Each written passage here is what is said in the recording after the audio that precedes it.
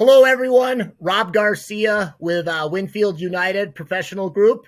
I wanted to thank everyone for coming, and I want to give a little background about myself. I have been working for Winfield United for 15 years, and I am currently the Western United States Technical Advisor for Winfield United.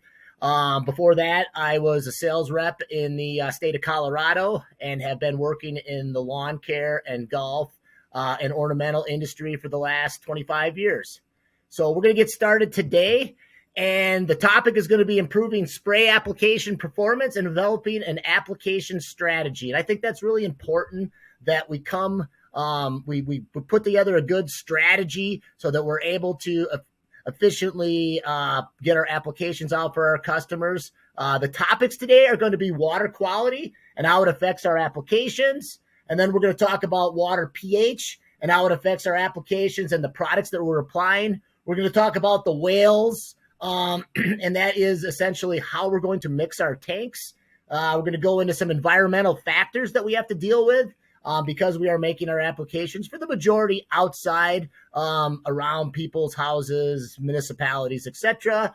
We're going to go over some of the adjuvants that we have in our portfolio and how we're going to use them, the benefits they're going to provide us, and then we're going to finish up with the application strategy today. So, why are we discussing this? So, the reasons we're discussing this are, one, performance.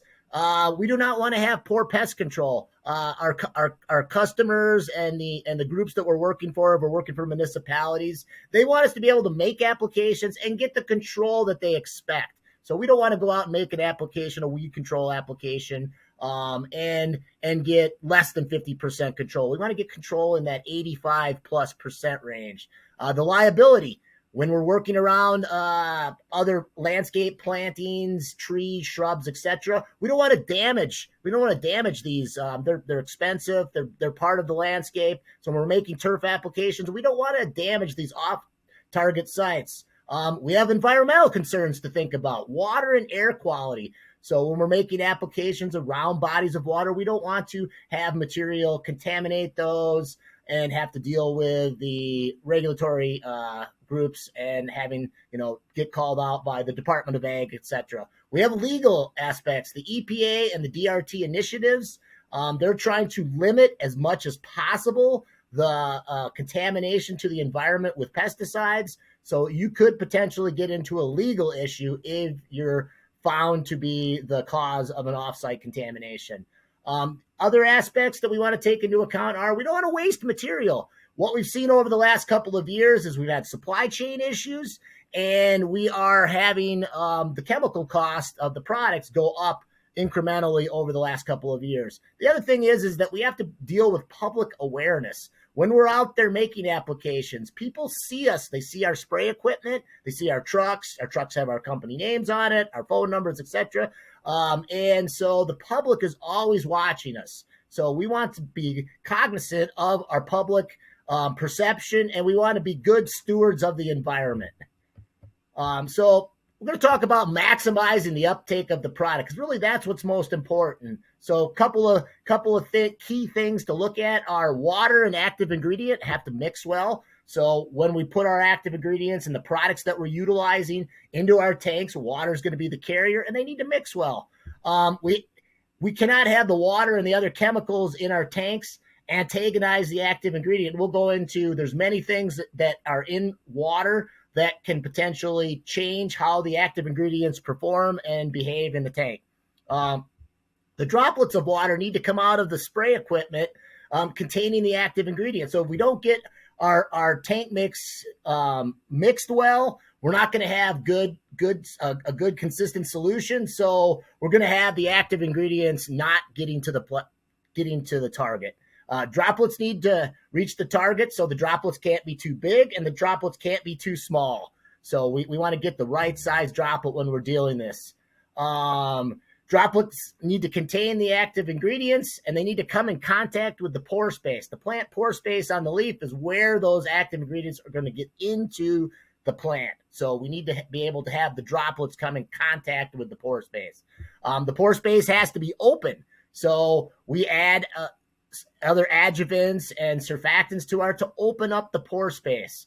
And then the plant has to be able to take in the active ingredient. Now, fortunately for us, the manufacturers of the products that we're applying have taken this into account, and they've put the active ingredients in a form that can be taken into the plant. So that part's kind of all already done for us, and we need to take into account all the other variables and factors that come into play when we're trying to make an application. So we're going to talk about the carrier water effects on pesticide efficacy first. So unlocking the mysteries of water. Remember, water is our carrier, but water is also not pure, and it's a very complex polar molecule. And all these factors come into play when we're looking at how our spray solution is going to perform. So we're going to talk about Rick and Bob. Rick, the water droplet, Bob, the active ingredient. Now, unfortunately for us, the deck is stacked against us. We have many things that are in our water carrier that bind to the active ingredient. The example on the slide is the glyphosate being bound up by some of the cations in the spray solution.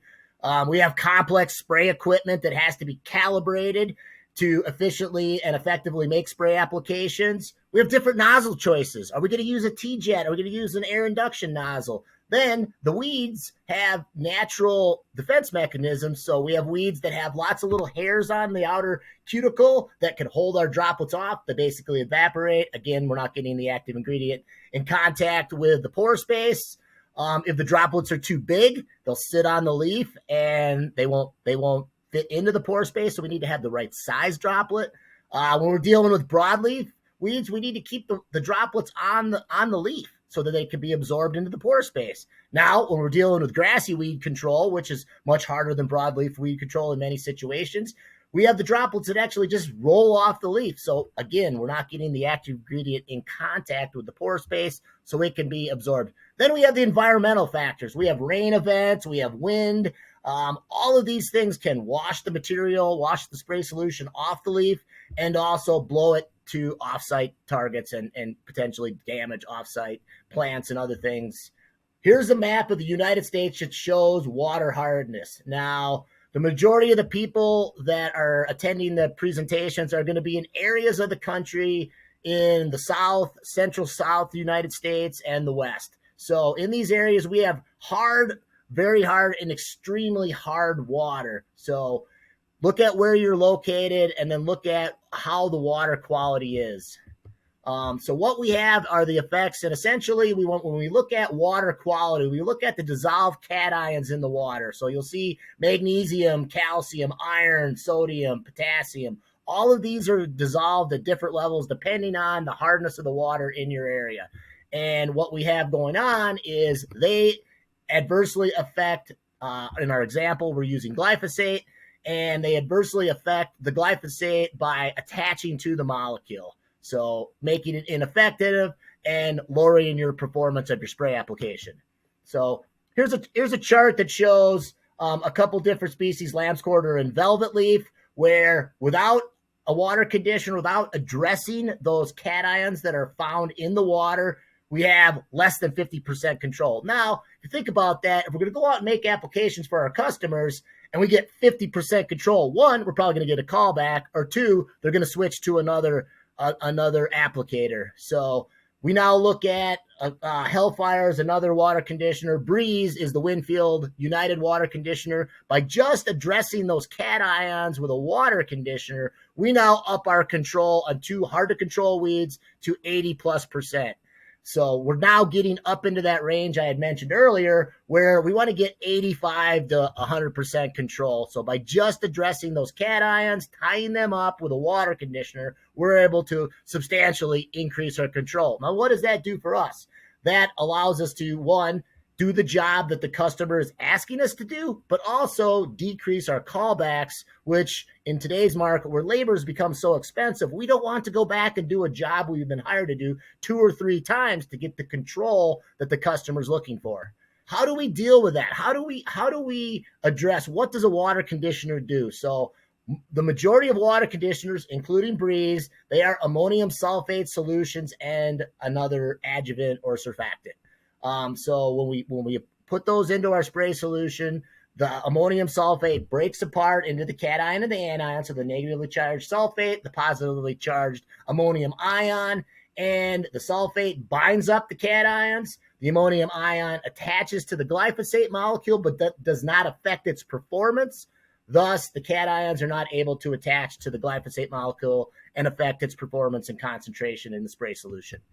So again, here's another good example of how this is going on, and this is going on throughout. So you can see in the slide where the calcium is bound up. Two of the sulfates, both of the glyphosate molecules have an ammonium ion attached to them, so no other positively charged molecules can attach to that glyphosate molecule, thus keeping the glyphosate available and effective in the spray solution.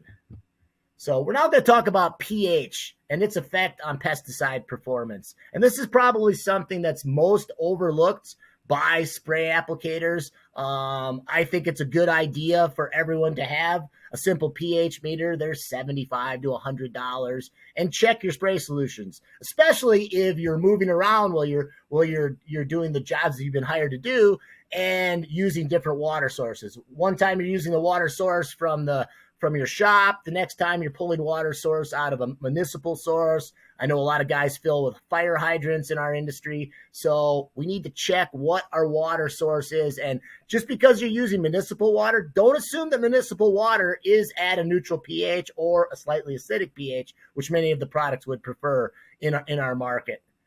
So what is pH? Well, everybody says that. So pH essentially is a quantitative measure of the acidity or basicity of an aqueous or liquid solution. Well, that's a funny chemistry term, and what does that really mean? Well, this is a term that's widely used in chemistry, biology, and agronomy, and essentially translates into the values of the concentration of the hydrogen ion, which would be a positively charged ion.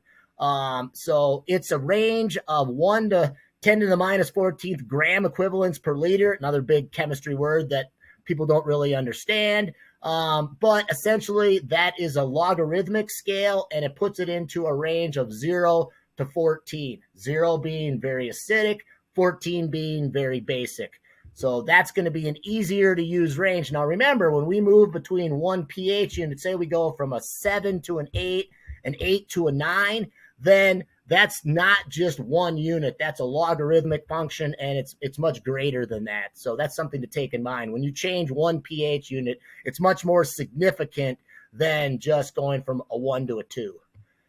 So the effects of water pH on pesticide efficacy.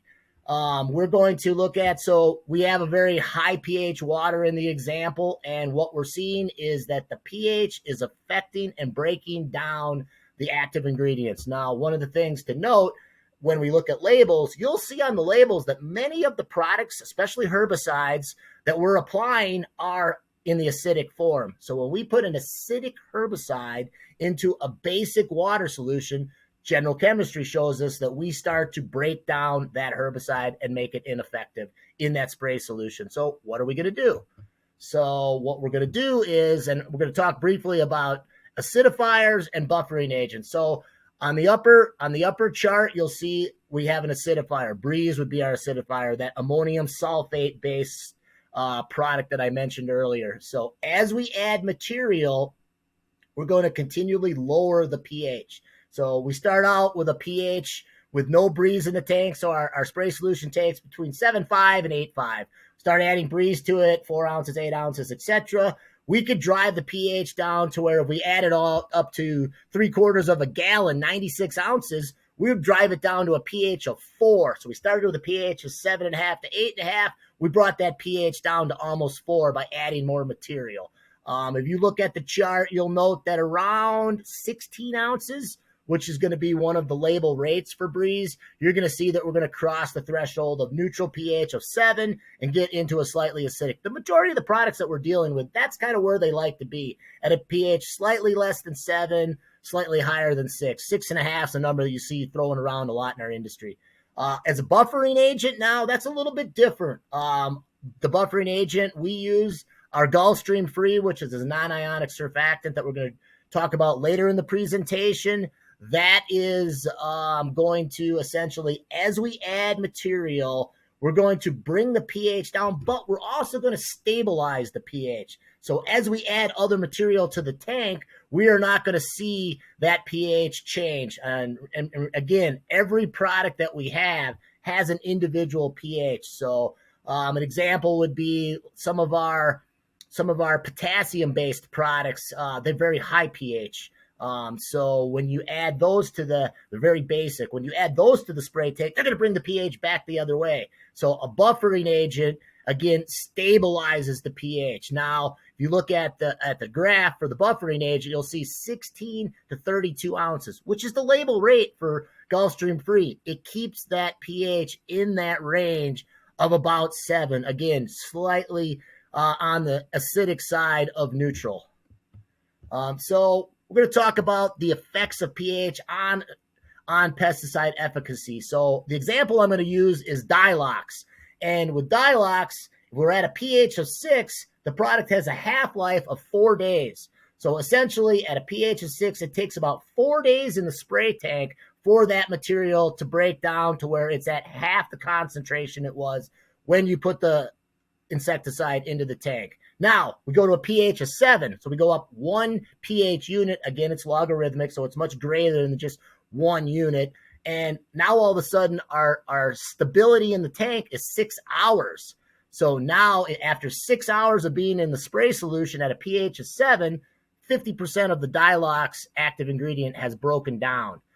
We go to a pH of 8, and now it's only an hour. So if we're making an application with Dilox, which is a curative insecticide, very common in our industry, and we're out doing curative grub applications, and our applicator mixes the tank, gets his route sheets, gets ready at the office, gets in the truck, goes and gets gas, all the things that happen in our daily lives as applicators, we see that we started to break down 50% of our material. Now, again, the majority of the products we have a range of concentrations of rates per thousand, per acre for applications. So if we put it out at, say, 3/4 rate or halfway to the high rate, right in the middle of the range, a lot of guys do that. Say it's 2 to 4 ounces, we're going to make an application at 3 ounces. Then by the time we get out to the job site, we're already below the low end of the label rate. That's where we get ineffective applications. You go out and make an application. I get these calls all the time. Rob, I made an application. It didn't work. I didn't get the control that I wanted. Why? Well, CSI and start to look back at why that's happening. And I find that they didn't adjust for the pH of the water. They didn't buffer the tank. They didn't use an acidifier to bring it down into an acceptable range. Now, at Winfield PPG, we've put together these charts, and these are available for you. But essentially, it's going to show you how the product is going to behave in different pHs. Now, it's hard to see in the slide, but you'll see that there's yellow and red dots. So if you have a product you're using and you're going to make an application with, and it's red at a given pH, say at a pH greater than 8, you're going to have rapid degradation. You're going to have what happened to the Dilox in the tank, and ultimately you're not going to get the performance that you want. So we need to address the water pH in our spray tank.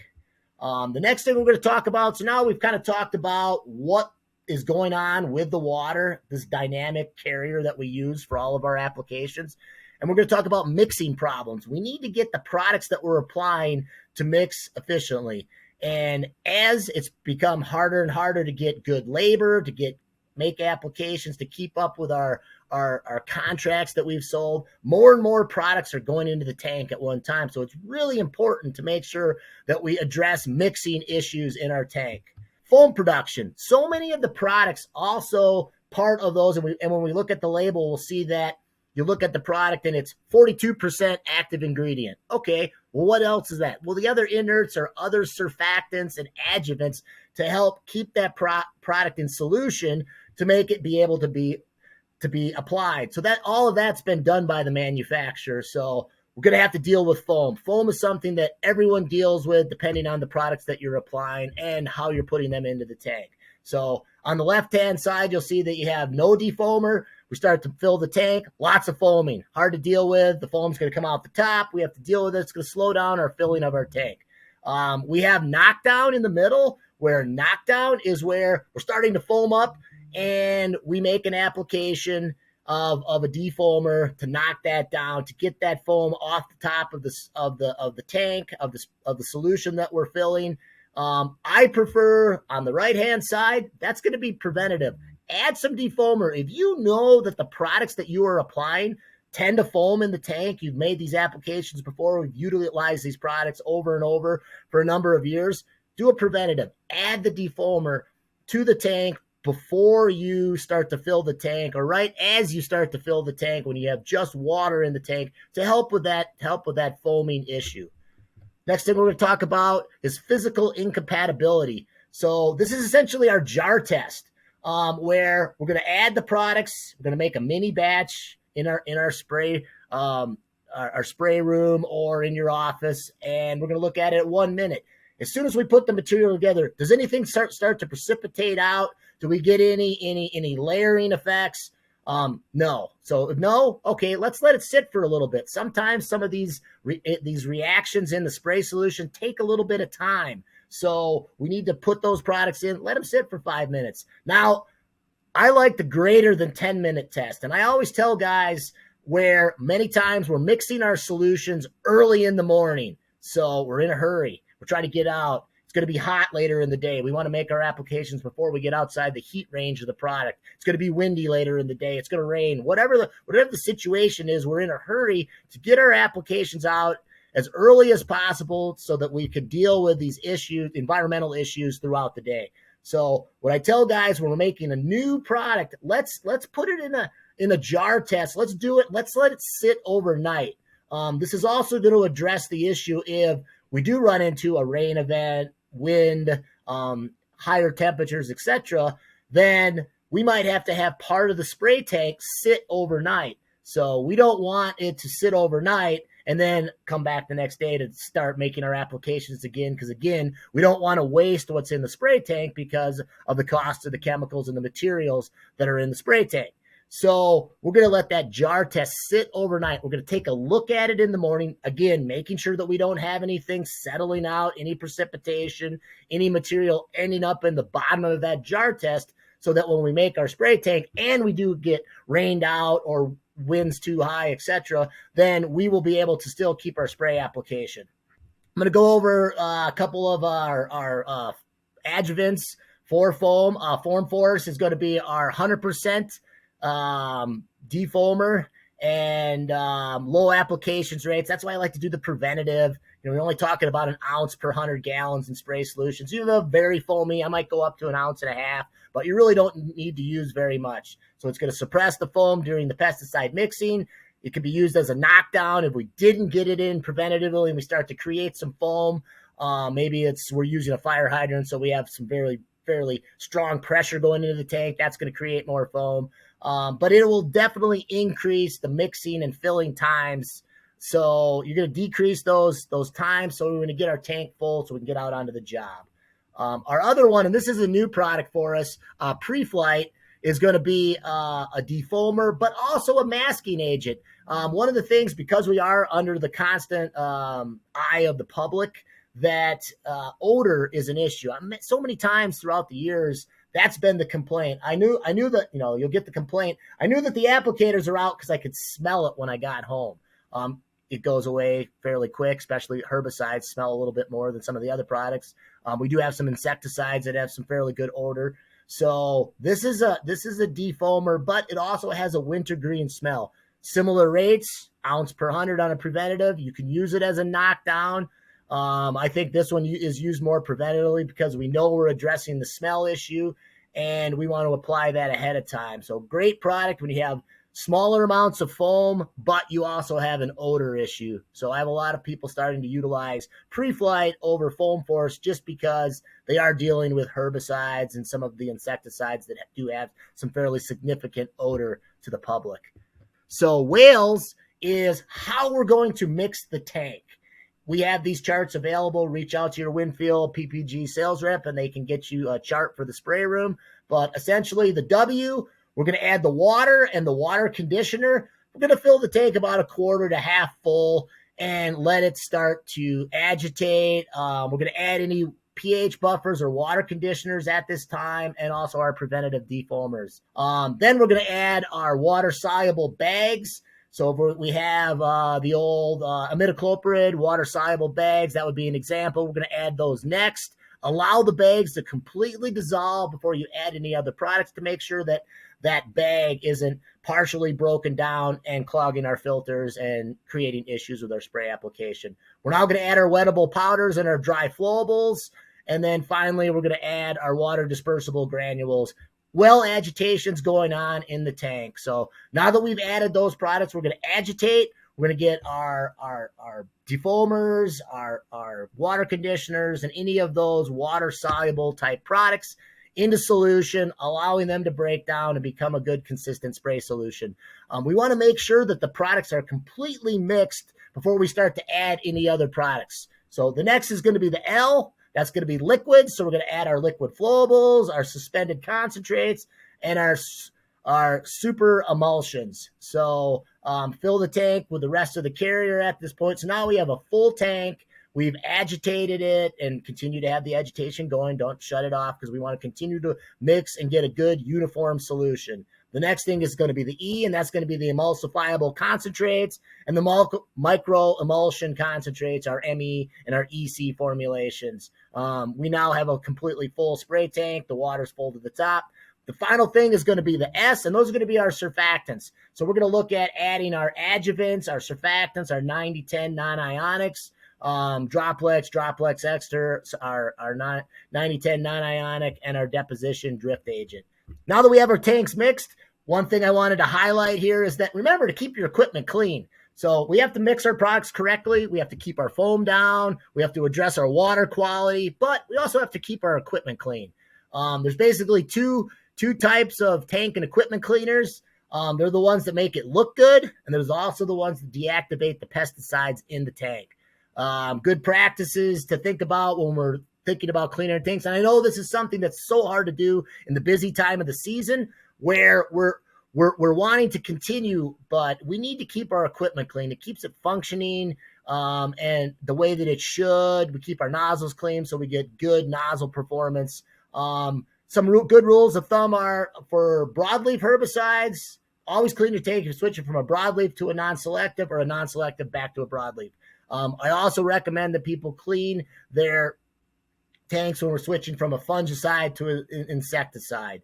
We want to make sure that our tanks are clean. We don't want any residual. I've had many times over the years where people have called and they said, I had an issue. I had some burn. I didn't get the control. I said, well, what was the last thing in the tank? Or did you clean the tank? And I'll ask those questions again while I'm trying to figure out what the problem was.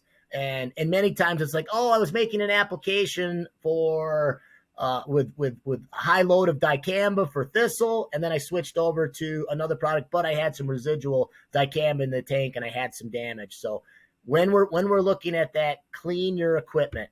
So our tank cleaner is called Post Flight, and it is not only a tank cleaner but also a neutralizer of the pesticides in the tank. So we in our product have both of the main goals for tank cleaning. It's again small amounts, 1 pint per 50 gallons in small tanks. We might use a little bit more, ounce per backpack essentially. This product will also remove pigments and other colorants. Many of the pre-emergent herbicides, pigments, they all have a color. They're green, they're yellow, they're orange, etc. So we are able to also clean those off.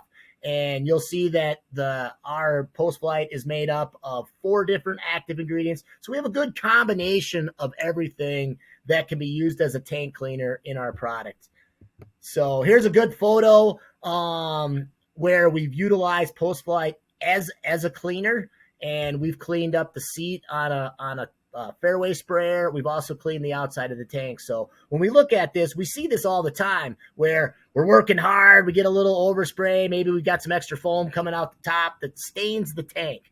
We want to clean that up. Again, public perception. Dealing with public perception is very important for making applications in our industry. So the next thing we're going to look at is the impacts of droplet size and drift reduction. So we want to, one, get the right size droplet, but we also want to decrease the drift so that we don't have offsite contamination and damage to other desirable plantings in our landscape settings. So issues with droplet size. Greater gallons per acre increases the number of droplets. So I know it's become a trend in our industry to decrease the gallons per thousand, the gallons per acre of carrier of water that we're applying so that we don't have to mix as many tanks. But again, the more gallons that we put out, the better coverage and the more droplets per area that we have. We don't want a lot of distance between the nozzle and the target. So if our booms are up high in the air, or where our hand application guns, the applicators, holding the gun, chest high rather than waist high, we're going to have a lot of distance for the smaller droplets to fall and potentially be blown off target or move off target. So we want to shorten the distance between the nozzle and the target. If it's too far, the larger droplets then will have more time to accelerate, just basically based on gravity, and will have a tendency to bounce. So again, getting the right size droplet, not too big, not too small. Humidity, we got to look at humidity. So in areas where it's very dry, where we have low humidity, as soon as that droplet leaves the gun or the nozzle, it's going to start to shrink and potentially evaporate or become a small enough droplet that it can be forced off-site contamination and become drift. We have small droplets. They're less likely to come in contact with the leaf pore. So if we don't have big enough droplets, but not too big again so that they hang up, and again, we have to also deal with the shape of the weeds we're trying to control and also the leaf hairs that I mentioned earlier. So on the bottom of the slide, you'll see that look at the difference in 10 gallons per acre of carrier. Look at the coverage we're getting. Much more likely with that 10 gallons per acre to not come in contact with the pore space, thus not getting the product that we're trying to apply into the plant. Look at we just go up to 20 gallons per acre. Look at how much more coverage we have. And when we think about 20 gallons per acre, that's a half a gallon per thousand. Now, if we look at the labels of many of the products that we're trying to apply, we'll see that for these products, the manufacturer is actually recommending 2, even up to 4 gallons per thousand. So now we're getting up into 80 to 160 gallons per acre. I know that we have many of these little ride-on fertilizer sprayers, the Z-type sprayers, in our industry, and they have very low gallons per acre. So we need to be even more cognizant of how it's going to affect when we bring our gallons, our carrier per acre down to those lower levels for some of those micro application spray equipment that we're dealing with in our industry. Just a little bit of droplet size. I broke this down. Now you look at the slide and you'll see that we have significantly different coverage. So when we have an extremely fine or very fine, that's great. Coverage is amazing. We're going to have, high potential to get contact to the pore space, but we have a very high drift risk. So that's really not the choice. We don't want to put out very fine applications. That might be okay if we're making a nutritional application and we're not as concerned about offsite contamination and damage, but essentially for anything else, we're not going to want to use extremely fine, extra fine to very fine nozzles with our equipment. Medium to coarse. These are great for contact and systemic products. You get good coverage, low drift potential. When we look at the lower left-hand corner where we have fine to medium size, they're good for contact products where we need to get coverage to get control, contact fungicides, contact insecticides. We're going to want a little finer to medium spray pattern and nozzle size. And if you look at in the charts, and again, we can get these for you, you'll see that certain nozzles give you certain spray size. Now, the other one, the last one is going to be the very coarse to ultra coarse application nozzles. And those are not going to be good because they're going to be okay for systemic product to getting them in contact and getting them into the plant. But we have low coverage, but we also have low drift potential. So we have good and bad with each type of nozzle. So for me, I like to work between the medium, fine to medium, and the medium to coarse. and kind of find the nozzle that best gives us that size of a droplet. So we want to optimize the droplet size. We want to reduce those small droplets. Those are the droplets that are going to cause offsite contamination. So we want to buy and mix products that don't change the droplet distribution. So again, many of our products, as soon as you add them to the water, they're going to change the droplet size and distribution. We want to lower our spray pressure. So look at the owner's manual for your spray equipment and kind of figure out what the manufacturer recommends as your spray pressure setting. We want to bring those boom heights down so that we're not spraying, so we're not creating that, large droplets bouncing off, small droplets being turned into drift. We want to change out old nozzles. When I was working as an applicator and managing an application company when I first started in the industry, I would have the guys go through twice a year at the start of the season and midway through the season and change out all of the nozzles. Many of the products are flowables, so as they start to evaporate, you'll leave behind residue that'll clog up the nozzles. That'll change the performance. You want to select as coarse of a nozzle as possible, but you also want to make sure that the nozzles that you choose create enough droplets on the leaf so that we get material into the pore space.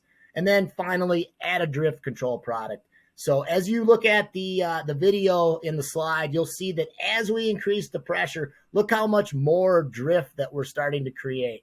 So for me, if I was looking at this nozzle, I would probably try to spray at about 20 psi. We do have some drift that'll be taken care of by the drift control agent added to the tank, but anything greater than that, we're just producing so much drift. And if we are using a herbicide that has a high potential for offsite damage to landscape plantings, then we're gonna create some issues for us and create an unhappy customer. Number and droplet size. So this is kind of a unique chart. There's two ways to make a deposition drift agent. They are oil emulsions and polymers. Look at where we take our water. It's about just spraying water out of our nozzles. We have about 200 parts or 200 microns. And at 200 microns, we add in our oil emulsion deposition agent drift product. We shift that just slightly to the right to about 300. Now remember that number, 300 microns. With a polymer, we shift it even farther. So yes, we are controlling the drift, but we are also making very large droplets, much larger than if we use an oil emulsion drift or deposition agent. So back to what I had stated earlier is with your large droplets, they have that tendency to accelerate after they leave the gun and bounce off the target. So that's something that we don't want. Kind of showing droplet size and how it affects the efficacy of the application. On the medium spray quality, you can see where the application was made. We had a good medium droplet size. We got very good control. Now we go to the right-hand side, we look at a coarse spray quality. So yes, we don't have much drift, but our droplets are too big and we're not getting good control. So we made an application, we had the droplet size right, came in contact with the pore space, all the things we've discussed so far. But on the right-hand side, we have very coarse spray quality and we don't get good control. Now, when we do not get the control that we're looking for and we use the same product over and over, we start to have some herbicide resistance.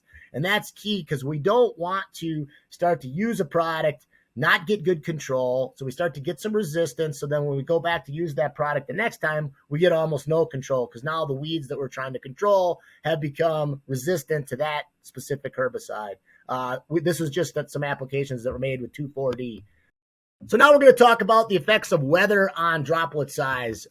Humidity affects the efficacy by altering the droplet size that we're trying to use in our application. In low humidity, droplet size decreases as the spray droplet falls. So essentially, as the droplet leaves the nozzle, as it leaves the application gun, you'll start to see more small particles, more potential for drift. So if you're on the low end of the droplet size and it's also low humidity, now those droplets are getting down there. We're going to have some offsite contamination. In high humidity, the smaller droplets, they tend to hang up in the air. That all that humidity, all that water vapor that's in our air, in the air, is going to help hang those up. Again, if we have some wind, now these droplets are going to be blowing off site. we're going to have a greater chance of drift. So we could be affected and cause offsite contamination in both low humidity and high humidity situations. Temperature also affects droplet size. High temperatures will increase the volatilization. So essentially, it'll start to volatilize the herbicide and the droplets, creating offsite contamination. The smaller droplets are more likely to volatilize when it's hot, just exactly what size droplet we are, because we will have volatilization going on in many situations. So here we have a comparison, common XR T-jet nozzle. First slide on the upper left-hand corner, water alone. So we've got fairly low drift. And just as a sidebar, these are shot at our Winfield facility in River Falls, Wisconsin. So we are putting these through a laser, and these videos are of that as we're running these spray solutions through nozzles and through our wind tunnel effect. So we add in the herbicide, and immediately we change the makeup of the spray tank. We start to create some drift. So now we add in our Droplex, which is an oil emulsion deposition drift agent, and you'll notice very uniform droplet size. When you see different colors in these videos, that's different size of droplets. They're being affected differently by the laser and the measuring equipment in the wind tunnel. So very good uniform droplets, almost no drift with the Droplex oil emission deposition agent. The lower right-hand corner, we have a herbicide plus a polymer. As I had said earlier, they make the droplets larger, and we don't have much drift here, but we do see that we have a lot of larger, darker droplets. Darker droplets are larger when we run these wind tunnel tests. So we'll also want to note that with the polymer-based deposition drift agent, you also do see that it slightly changed the shape of the spray pattern. So we may not be getting nozzle-to-nozzle spray, and we may have some areas that are not being effectively sprayed. Now, if we're spraying iron or another micronutrient package, we may see that we'll have changes in color and we'll have striping of the turf that we're applying to. Same holds, and this is air induction, T-jet nozzles. Air induction nozzles have become more popular. Same thing. They're designed to actually reduce drift themselves. So when applicators go to air induction nozzles, that's one of the reasons. So water alone, good uniform spray pattern. We add the herbicide in, same thing. We changed the droplet size. We've also started to see some drift. We add in our Droplex, and now our Droplex herbicide, very uniform droplet size and almost no drift. Now, with an air induction nozzle, the polymer deposition agents, drift agents, they affect the spray performance even more. So we do have pretty good uniform droplet size with a polymer, but look what it's done to the spray, the pattern. So now, again, we're going to get back into that situation where we're not going to have good uniform applications. So just another example, changing nozzles and how they affect the performance. But again, going back to something I stated earlier, just by adding in the herbicide or the other products that we're trying to apply in our application, we are then changing the spray performance and the droplet size. With this slide, another thing that's a benefit from a good deposition agent, drift agent, is canopy penetration. So on the left-hand side, we'll see without Droplex, the majority of the material was on the upper part of the weed that we were trying to control. With the Droplex, good uniform distribution, good uniform droplet size, we'll see that we get good canopy penetration. So if we are making an application of, say, a soil-borne fungicide or insecticide that we need to get down into the canopy, adding Droplex, adding a deposition agent, getting the right droplet size is going to help us with that canopy penetration. So if we're making insecticide applications for grubs, this would be a great time to add in some Droplex to help move that material down into the canopy and get it to where it needs to be effective. So we're going to talk about now some surfactants, some different categories, and how these products fit into those categories. So increased coverage and absorption. That's always been our goal. That's what we've talked about through the entire presentation. First category going to be spreaders and stickers. Now, look at the water droplet. The water droplet, very, very polar. And I mentioned that earlier, where you have lots of positive and negative parts to the molecule where they like to attach. They get a very strong surface tension. So we need to break that. Now we add in the Gulfstream, and you see how it spreads that droplet out, increasing the amount of pores. So with a spreader sticker, we're going to larger droplets, greater coverage on the plant surface, more pores, increasing the uptake, ultimately getting more of that active ingredient that we're trying to get into the plant. Here's a great video to show this. Water, that very polar, strong surface tension molecule that we just talked about, it hits the leaf, bounces off.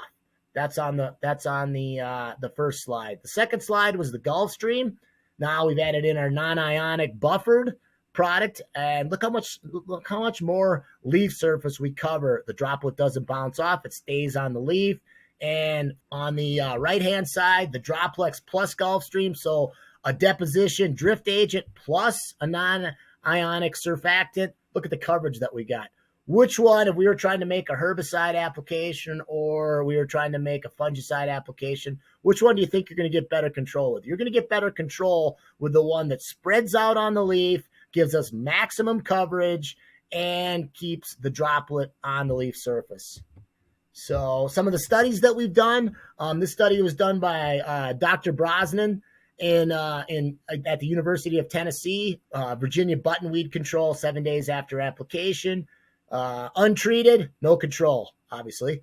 We just add in our herbicide, and we get about 25% control with just strike 3. That's our Winfield PPG 3-way selective herbicide. We add in some carfentrazone, some Quicksilver. We improve the performance. We also speed up the activity. The next one would be our strike 3 Quicksilver, and this is kind of to show that all surfactants are not created equal.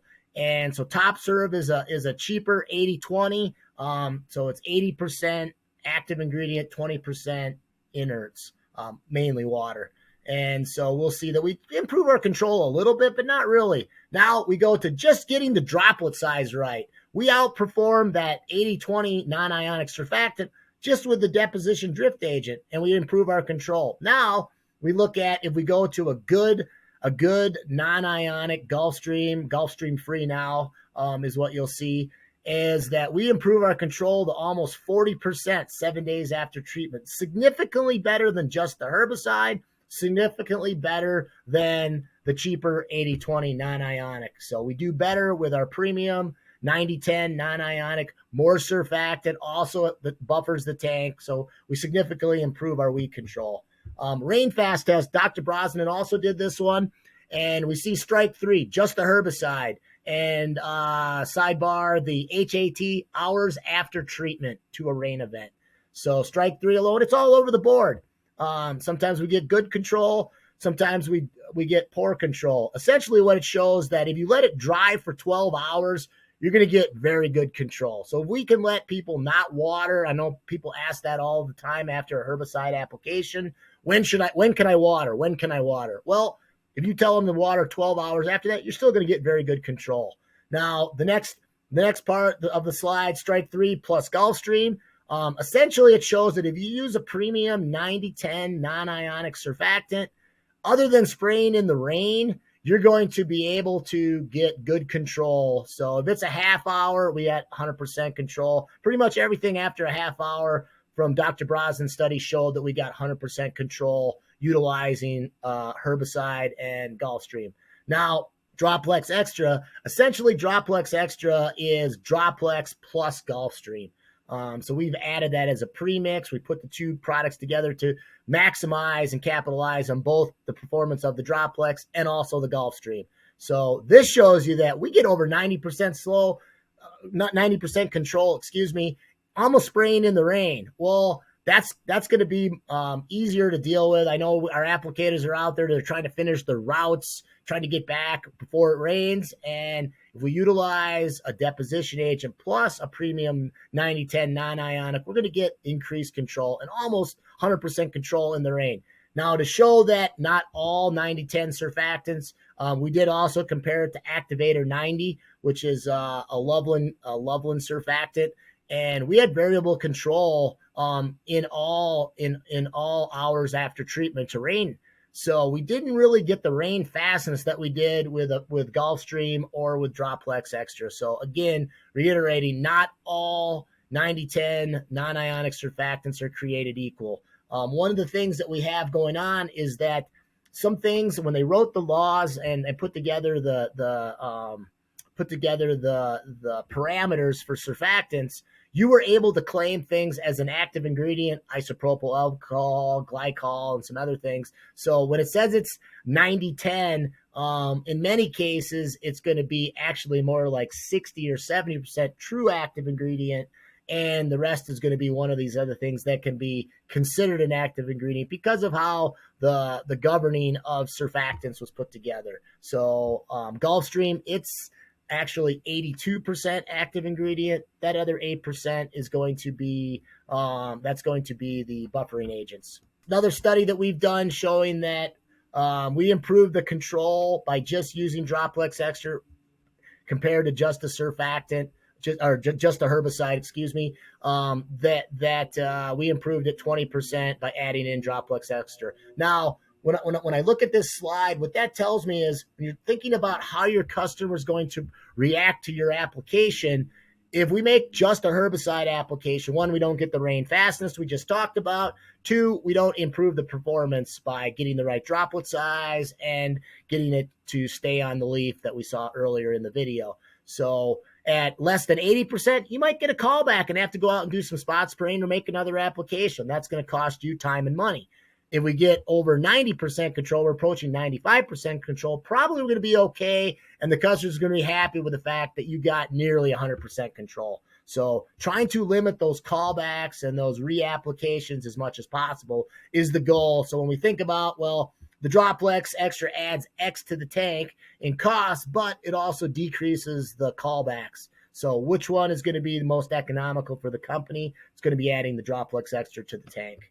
So Droplex Extra, just to give us a little bit of background, again, is a combination of Droplex and Gulfstream. It is not a buffering agent because that's what we had to take out. The space was being taken up by the buffering agent. That's what was taken out. So Droplex Extra does not have the buffering capacity. So if you do have a high pH water source, we do need to use an acidifier as well. With this product, features and benefits essentially are reduces drift and evaporation, increases the number of droplets, which is our goal, to get as much of the material to the target as possible, and then also is labeled for turf, ornamentals, vegetation management, aquatics, and also pest control, and is mixable with all the different types of products that we're utilizing in our industry: herbicides, fungicides, insecticides, etc. So the next category is going to be a super spreader. That is going to be our organosilica product, Air Cover. And now we also have an organic-based one called Jet Shield. They increased the water size droplet, so we have our same water droplet on the left, but we used an organosilica. Look how much surface area. That only helps it come in contact with more pores, but it also helps it dry faster. So if we have a material that needs to dry quicker, I use this a lot with like pyrethroids, a lot of our insecticide applications and fungicide applications, where getting it dry on the leaf is our number one goal. So great products, lots of coverage, increases the pore space that the application comes in contact with. We made an application in our trials with the miticide. So again, utilizing these with insecticides, pre-treat, no control, 3 days after treatment. What we see is that 7 days, by getting that good coverage and drying, we get an extra 10% of control. Now, especially with insecticides and mites specifically, is if we're having a mite issue and we need to get the material to get 100% control as soon as possible, because mites have such a rapid life cycle. So we are able to get an extra 10, 11% control just by adding the Air Cover and getting better coverage with the mite application. The next category are going to be our methylated seed oils. These are similar to our non-ionics. They increase the spreading of the droplet, not as much as Gulfstream, but it still does increase the spreading. It also increases the longevity of the droplet. So if it's a very waxy cuticle, something that it's going to take some time for the material to get through, the methylated seed oil is going to help penetrate that waxy cuticle and also keep the droplet on the leaf longer to try to translocate into that leaf as much material as possible. When we utilize this technology and we utilize a methylated seed oil, I like to use Turbulence. It's a combination of a methylated seed oil and an organosilica, which is what we talked about earlier with our air cover. It's going to have multiple use sites. It's going to enhance the performance of post-emergent herbicides. And it's specifically designed to be used in extreme hot and dry weather conditions. So we can keep that material on the leaf as long as possible to try to translocate as much into the leaf as we can. Methylated seed oils, you'll see, again, we significantly improve our rain fastness, and we also improve our overall control in hot, dry applications. So one of the things I also wanted to mention about MSO and about this category is that we have a number of products now, Drive XLR, which is quinclorac, Tribute, Celsius, Plateau, Crossbow. They specifically ask for an MSO type of a surfactant in the application. So if you're utilizing one of these products, the manufacturer has determined that essentially we want to utilize MSO in these applications so that we get maximum herbicide performance. So this is a great time to utilize a product like Turbulence to increase our overall performance and get maximum control with these herbicides. I kind of wanted to wrap up the different categories. We have put these charts together, and essentially, again, you can get these from your rep. They are varieties of herbicides and other products that we use consistently in our industry and what adjuvant to utilize with them. So the top of the chart, you'll see 4-Speed XT, tells you what's in it. It's a dicamba and pyrifluorofin combination, and Gulfstream is going to be our choice. So another great example, Celsius, it's a little farther down the chart. It says to use Atmos, which is the Winfield PPG MSO product. I would also say that Turbulence would be a great choice for that application. So, use these charts when planning your spray solution so that you choose the right surfactant for the given application and the product that you're utilizing. So just to kind of recap this part of the presentation, ways to maximize your chemical investment. Again, everything's went up in price, and it's becoming harder and harder to deal with the increase in the cost of the products we're trying to apply. So we need to maximize those investments. So we want to optimize our carrier water. We want to mix the appropriate chemicals. Don't mix products that you know are going to create settling, precipitation issues in the spray tank. Bring those spray pressures down. Find the sweet spot. Look at the operator manual for your spray equipment and see what's recommended by the manufacturer. If you're using boom applications, bring those boom heights down as low as possible to minimize the drift and also minimize that acceleration of the droplets. Choose the right nozzles. Is a T-jet nozzle or an air induction nozzle going to be the best for your application? Look at the wind speed. Don't make applications outside the recommended wind speed for the product. Finally, add a drift control agent and add a surfactant to improve the performance as much as possible of that application. The final part of the presentation we're going to go over is optimizing weed control and herbicide performance. Here's kind of my strategies that I utilize for figuring out a herbicide application. So before I even choose the product, I like to look at the first steps of that strategy. Understand the customer, the situation, and the property. What is the customer trying to do? Are you working with a sports field? Are you working with a municipality? Are you working with residential lawn care? Identify the weed species that are present. Know what you're trying to apply, or know what you're trying to control before you make the application. Look at the life cycle. Is it a summer annual, winter annual, or a perennial? That's going to change what products we choose. And then look at the characteristics and limitations of the herbicides that you have at your disposal. Are we going to use an amine versus an ester formulation of the product? Are there restrictions on the product's use? Is it not to be used around water sources? Is it not to be used in a residential situation. It's only labeled for golf or commercial settings. So we have many products that are like that. Repeat applications may be required. So make sure that the customer understands that you may need to make 2 or 3 applications to get their specific problem under control. Are we going to use a contact or a systemic? I prefer systemics. We get better weed control overall, but in some situations, we may only have a contact at our disposal. Glufosinate is a prime example of that, as we're looking for glyphosate alternatives. Are they root or shoot absorbed? If they're shoot absorbed, we're going to want to let them dry on the leaf and the shoot. Are they root absorbed? We're going to want to water them in. So look at how the herbicide is being taken into the plant so that we can appropriately water it in or let it dry on the plant. So finally, which pre-emerge crabgrass product are you using? If we're not getting good pre-emergent control, maybe we need to change our pre-emergent applications to affect our post-emergent applications. So think about all the things before you choose what product you're going to utilize. So now before the application, so we're getting ready to make our application. Where weed growth, what size are we? Where are we at in their life cycle? Is it early on in the season? Are they at full maturity? That's going to affect how we're going to make our applications. What are our air temperatures? 45 to 90 degrees Fahrenheit is kind of the sweet spot. So if it's cooler than that, we're not going to get good absorption. If it's hotter than that, we're going to have the potential for volatilization and offsite damage. The soil temperatures, we're in the colder soil temperatures, 45 to 52, early spring time of the year. We're going to want to use an ester to help get as much of that herbicide into the plant as possible. If it's above 55 degrees soil temperatures, now we can go to our amine formulations, which are much less volatile.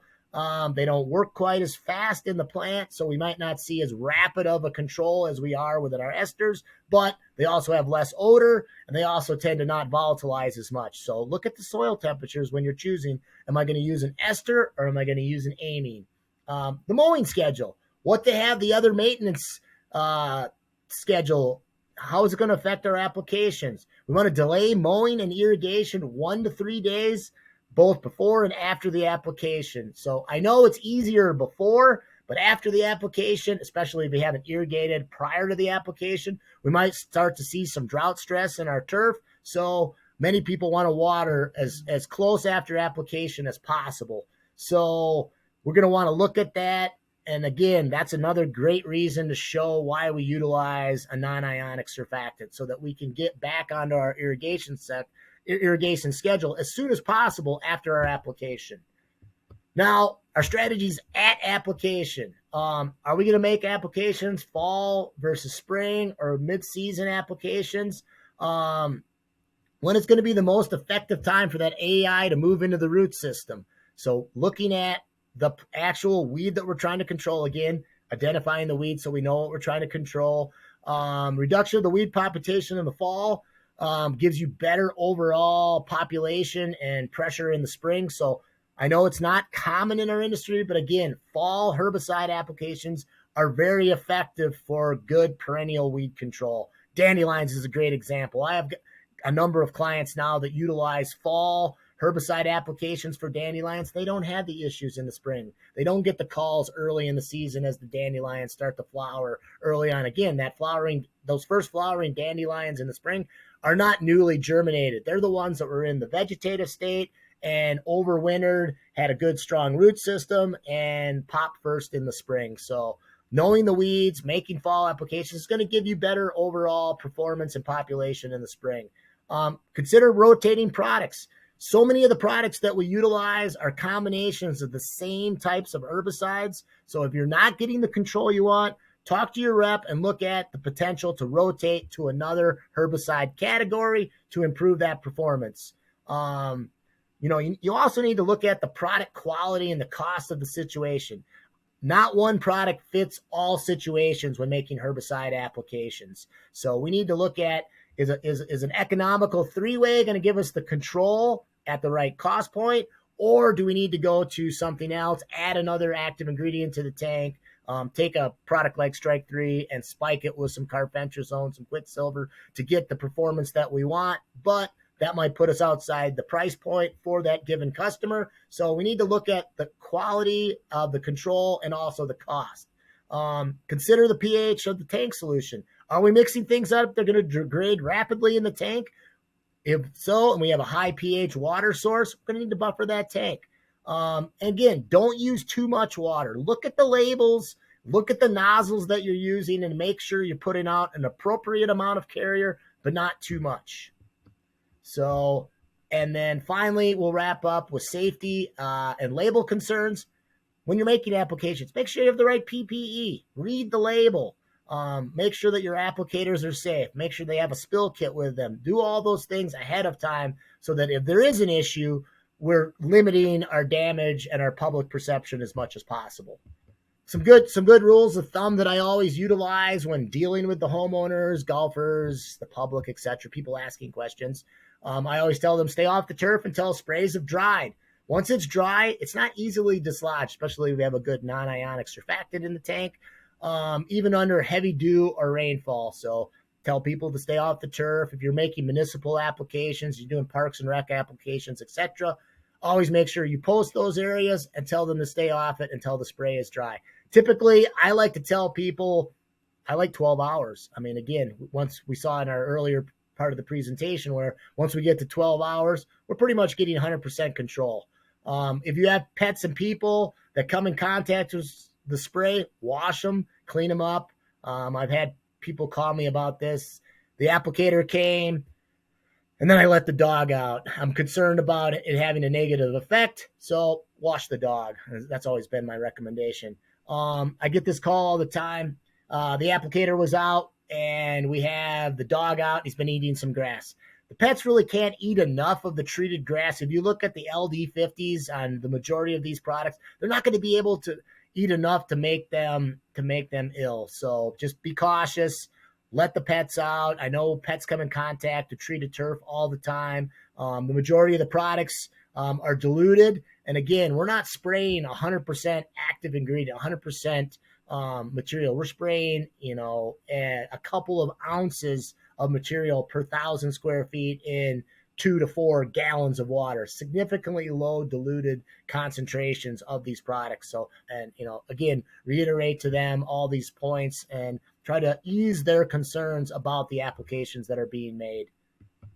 Just a few ways to reduce risk. Again, read and follow the label. Label's letter of the law. So always read the labels prior to an application. Have your applicators read the labels. One of the things that I always like to do is in the spring, get copies of all the labels for all my applicators and just sit down and go through them, and talk about what's in the label.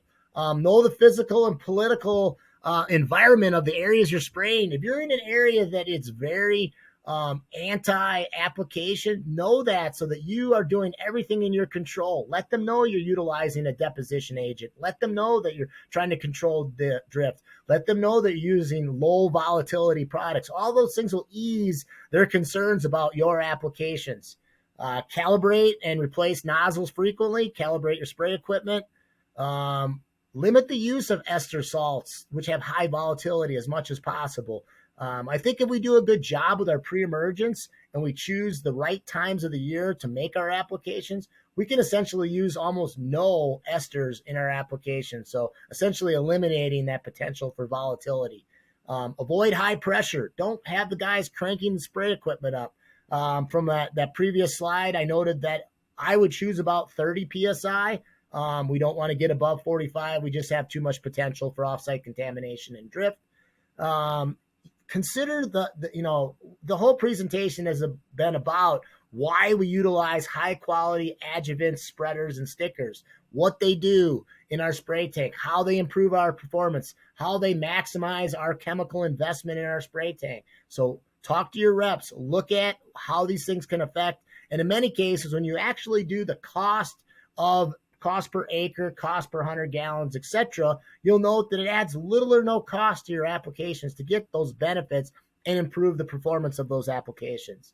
And always avoid spraying in excess of 10 miles per hour. Now, typically, and many labels are now saying this, it's down to about 7, 8. So I like to use 7 as my rule of thumb, but I know guys spray at 10 miles per hour. So know the wind, Look at the weather. Weather data is so easy to get a hold of these days with all the apps and things that we have with our smartphones. Look at the weather, look at the wind, and make sure that you're making applications in appropriate wind speeds.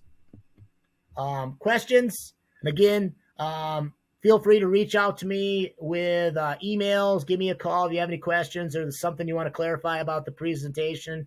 And I would like to thank everyone again today for attending the Winfield PPG Virtual Academy. Thank you.